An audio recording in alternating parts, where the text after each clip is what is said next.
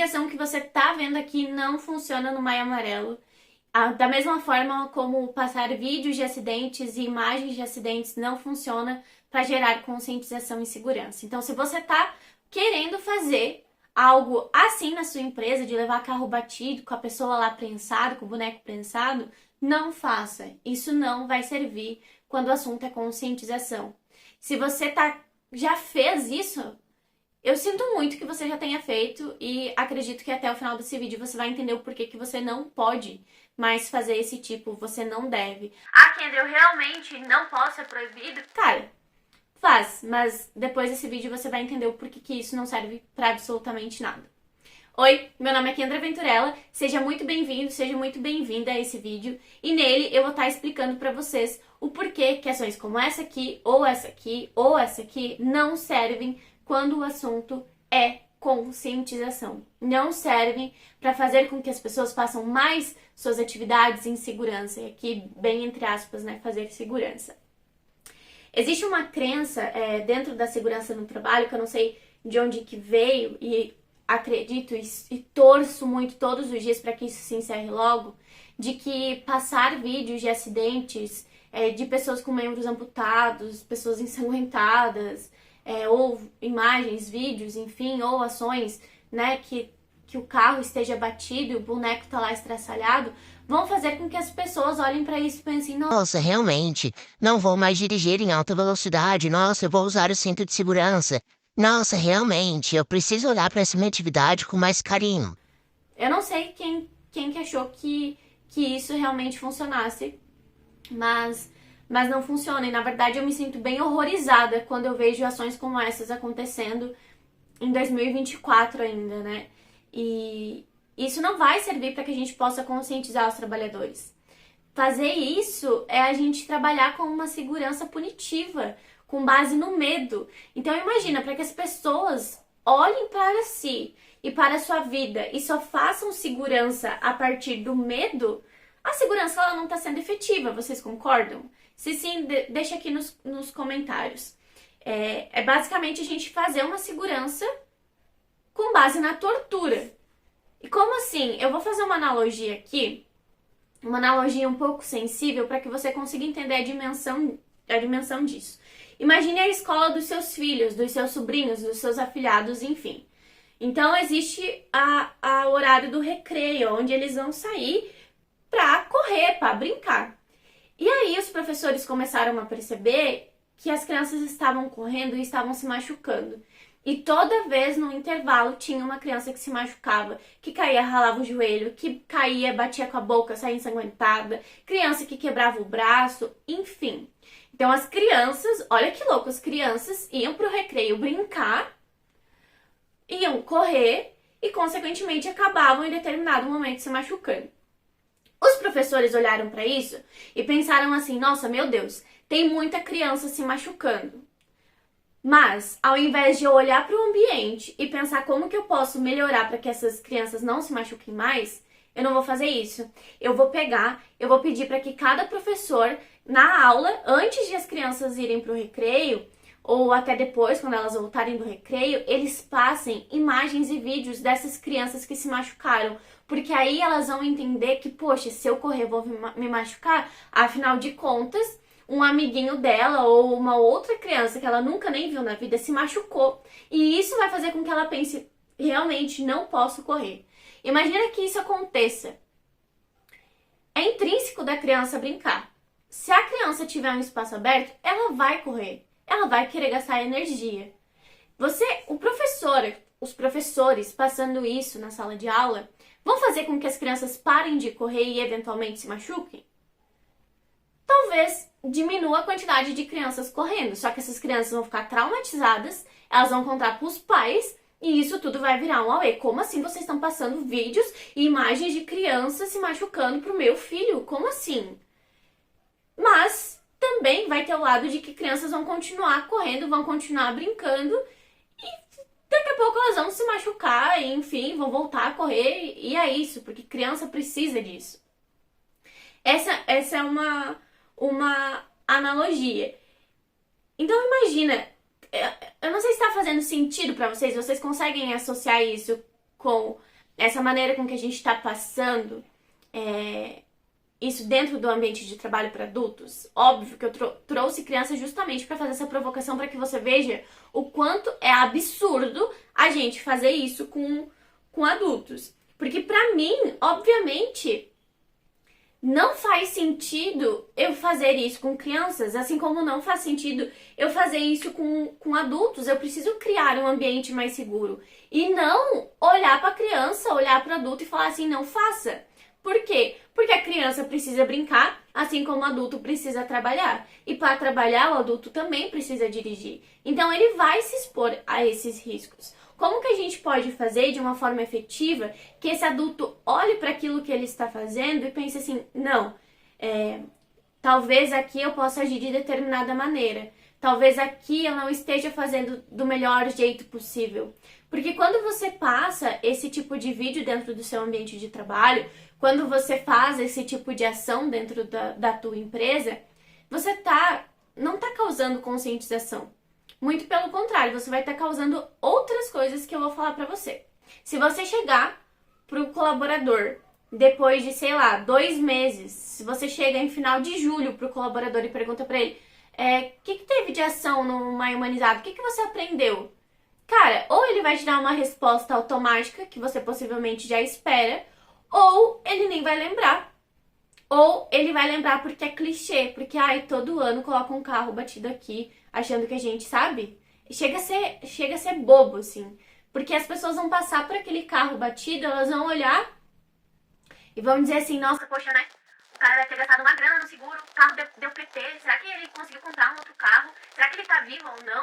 Como que tá a família desse cara? Vai pensar nisso por alguns segundos, isso se pensar e vai seguir a vida dele.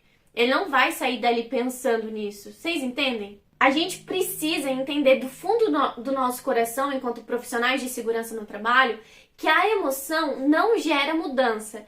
E o que isso significa? Significa que essa resposta emocional ao presenciar uma ação como essa, ou inclusive ao vivenciar um acidente de trânsito, um acidente de trabalho, ela não vai se traduzir em necessariamente uma mudança de comportamento.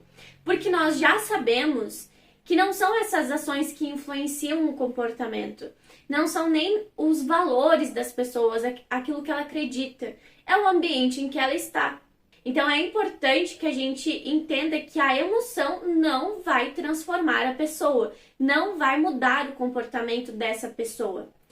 Fazer isso, utilizar das emoções de alguém, eu não consigo definir nem a palavra.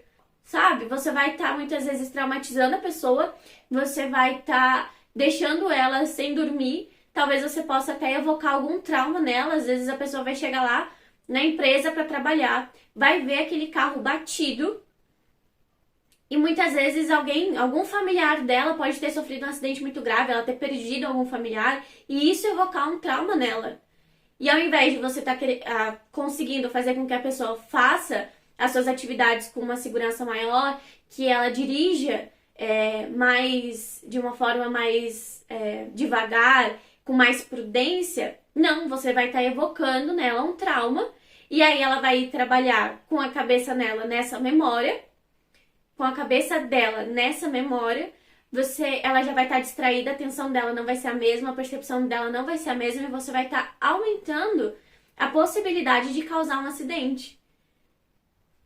Entendem o impacto de ações como essa? E o quanto isso é horrível? Porque se você nunca parou para pensar, nossa, realmente, colocar aqui um carro batido com um boneco estrumbiado pode causar uma sensação ruim em alguém. E olha que desumano fazer isso com outra pessoa. A resposta emocional dela perante a esse tipo de ação pode ser medo, pode ser ansiedade, pode ser angústia, pode ser raiva, pode ser tanta coisa, tanto sentimento. Eu não gosto de falar que o sentimento é ruim, mas pode trazer tantos sentimentos desconfortáveis para essa pessoa que você pode estar piorando a situação, a empresa pode estar piorando a situação. E isso não sou eu que estou falando, tá? Para quem, se você não me conhece, está me conhecendo por esse vídeo, eu sou psicóloga, e não sou só eu que estou falando, vários outros psicólogos, e se você for simplesmente dar um Google, você vai encontrar a resposta para isso, de que é isso que vai acontecer, de que a emoção não necessariamente vai ter uma transformação na pessoa. Senão, gente, toda vez que... É só vocês pararem para pensar em vocês mesmos. Vocês olhem para sua vida, você já deve ter vivenciado, você já deve ter se acidentado, tanto no trânsito quanto no trabalho, ou você deve ter conhecido alguém que já se acidentou. Por acaso, no teu dia a dia, você fica lembrando disso? Por acaso, quando você tá fazendo suas atividades lá no teu trabalho, você fica lembrando que fulano se acidentou? Quando você tá dirigindo em alta velocidade, você evoca essa memória e pensa assim, ai não, tenho que reduzir porque fulano se acidentou. Não, às vezes é um colega de trabalho teu que sofreu um acidente e você não vai parar para pensar nisso. E é algo do ser humano, a gente tende a vir por automático. E se toda vez que acontecesse alguma coisa com a gente evocasse uma memória desse tipo de situação, a gente não conseguiria viver em paz. Seria perturbador. Só isso que eu falei até agora já seria o suficiente para você parar de fazer esse tipo de ação, entendendo que a emoção não vai causar uma transformação. Mas existe o lado da dessensibilização. E o que isso significa? Significa que se você expõe muito as pessoas a esse tipo de ações, elas simplesmente param de se importar. É só você ver em empresas que ocorrem muitos acidentes. Vai chegar em determinado momento que a pessoa, que os outros colaboradores não vão dar a mesma importância para o acidente. Porque isso já faz parte do dia a dia deles. Eles entendem que o acidente é uma consequência do trabalho, que hora ou outra isso pode acontecer com eles. Mas, poxa, eles têm que ter ali o dinheiro, eles têm que trabalhar para trazer alimento para casa, para pagar suas contas. E isso, gente, é perturbador. Pelo menos para mim é perturbador e é triste você saber que pessoas vivenciam tantos acidentes que já se desensibilizaram. E quando nós fazemos ações desse tipo, ao invés de a gente melhorar a segurança no trabalho, ao invés de a gente focar na prevenção, não, a gente está focando na consequência. E isso não vai ter, e eu vou repetir aqui pela milésima vez, efetividade nenhuma. Algo que a gente precisa sempre levar, se questionar, na verdade, antes desses tipos de ações, da criação dessas ações, é pensar qual tipo de aprendizado que essa ação ela tá levando para essa pessoa. Ela possibilita algum aprendizado? Porque para mim, você expor um carro batido não gera nenhum aprendizado. Os acidentes, eles são multifatoriais. Existem várias coisas dentro daquele contexto, dentro daquele ambiente que resultou em um acidente. Você simplesmente expor a consequência, que é o carro batido, não necessariamente vai causar o aprendizado. Expor a pessoa a isso não necessariamente vai causar o aprendizado. É necessário entender o que aconteceu, quais são os fatores que levaram ao carro batido. Quais foram os fatores que levaram uma pessoa a se acidentar dentro do ambiente de trabalho dela? Sabe? A gente precisa questionar e da mesma forma nós já vamos estar questionando a consequência e não a forma de prevenir. Então, se você está fazendo uma ação como essa e você só está expondo as pessoas e dizendo não faça, efetividade nenhuma. Se você está expondo as pessoas e ainda trazendo todo o contexto por trás e explicando para elas, olha, esse acidente aqui aconteceu por conta disso, o que a gente pode melhorar para que isso não aconteça mais, você ainda vai estar trazendo uma lição aprendida com aquele evento. Mas mesmo assim, ainda a gente está trabalhando com a consequência. O certo é nós trabalharmos com a prevenção. Como que nós evitamos que esse tipo de coisa aconteça, sem necessariamente expor essa coisa. Você consegue entender? Tá, Kendra, eu já entendi que isso não é eficaz. Então, o que é eficaz? Então, eu trouxe aqui algumas coisas que eu gostaria de compartilhar com vocês. Então, assim, ó, se a sua empresa ou até mesmo você já apostou nesse tipo de ação, você tá clicando numa tecla de medo, de acidente, de punição. O que a gente tem que fazer é o contrário, a gente tem que clicar na tecla da prevenção, da humanização, do cuidado, na gestão de riscos. Então, basicamente, a gente precisa entender que a pessoa não é o problema, ela é a solução. E por isso eu preciso envolver essas pessoas para que exista uma maior assertividade na hora de conscientizá-las. Na prática, quanto mais você envolver as pessoas nas ações, melhor. Então eu vou te dar algumas dicas aqui. A primeira delas, você pode separar as áreas e fazer uma gincana. Então as pessoas vão se inscrever para participar dessa gincana, ou você já vai definir os grupos, enfim. Essas equipes, elas vão ficar responsáveis por criar ações focadas na prevenção, sem nada disso que eu já falei nesse vídeo. Sem essa coisa de acidente, pipipipopopó.